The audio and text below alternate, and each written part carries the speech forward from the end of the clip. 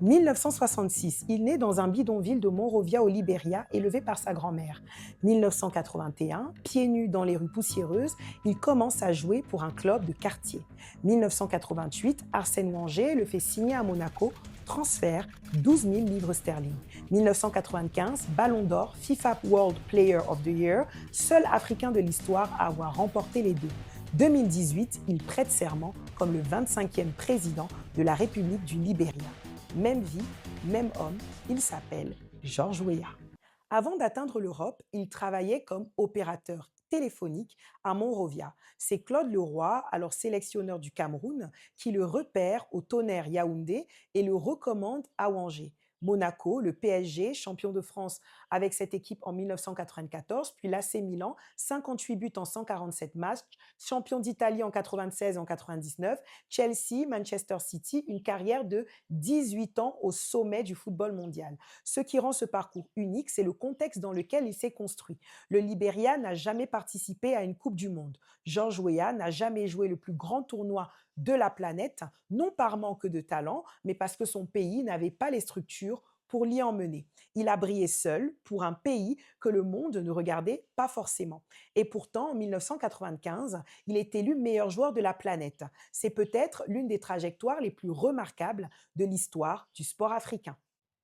Il raccroche en 2003, il a 37 ans, et une question que peu de sportifs africains se posent avec autant d'ambition est maintenant: que faire de cette vie? Sa réponse est radicale, il se tourne vers la politique, non pour gérer une fédération, mais pour gouverner un État. En 2018, il est élu président du Libéria avec 61,5% des voix. La légitimité populaire est totale, mais le capital symbolique du footballeur ne se convertit pas automatiquement en capacité d'exécution institutionnelle. Le Libéria sort de 15 ans de guerre civile, l'État est fragile, les institutions sont épuisées, la masse salariale publique absorbe 2 tiers du budget national. Gouverner dans ce contexte exige une expertise technocratique que ni le talent sportif ni la popularité ne fournissent. Dès février 2018, le premier scandale éclate. L'équivalent de 104 millions de dollars en billets nouvellement imprimés disparaît du port de Monrovia. La Banque centrale avait imprimé jusqu'à 3 fois plus que ce que autorisait le Parlement.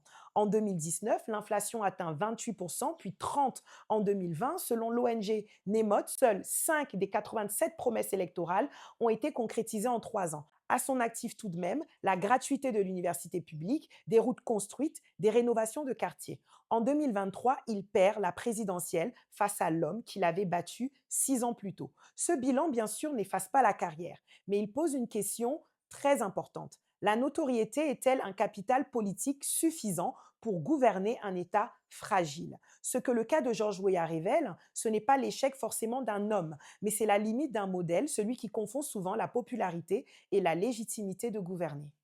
Et j'aimerais prendre le cas de Georges Weah qui dépasse en réalité le Libéria parce qu'il illustre un problème que le sport africain porte sans encore le résoudre. Un footballeur professionnel prend sa retraite entre 33 et 37 ans. Il lui reste potentiellement 30 ans de vie active. Mais près de la moitié des sportifs de haut niveau font face à des troubles de santé mentale après leur retraite. Perte identitaire, effondrement du lien collectif, disparition soudaine de la reconnaissance publique, la fin de carrière est parfois décrite un peu comme une petite mort. Et en Afrique, cette transition se fait souvent, on va dire, sans filet. Donc, pas d'éducation terminée, pas de plan de reconversion, pas de structure d'accompagnement. Alors, les profils de reconversion africains qu'on observe aujourd'hui dessinent, on va dire, plusieurs voies. On a la gestion sportive avec l'exemple de Samuel Eto'o à la tête de la FECAFOOT, l'entrepreneuriat et l'investissement avec l'exemple de Didier Drogba qui a cofondé Drogba Co, une plateforme de capital investment axée sur l'Afrique et qui est vice-président de l'ONG Peace and Sport, l'investissement dans l'écosystème sportif continental, l'exemple de Yann Maïni qui est actionnaire de NBA Africa, la structure propriétaire de la Basketball Africa League, aux côtés notamment par exemple de Barack Obama, et la politique qui est la voie, on va dire, la plus exposée, qui est celle que Georges Weah a choisie. George Weah reste à ce jour le seul ancien footballeur professionnel africain à avoir gouverné un État. C'est une première historique et c'est aussi un signal. Le continent a des champions. Ce qu'il n'a peut-être pas encore, ou on va dire pas suffisamment, ce sont les structures pour les accompagner après le dernier coup de filet. Parce que bien sûr, le talent se construit seul. Après carrière, lui, ne devrait pas avoir à se construire dans le vide.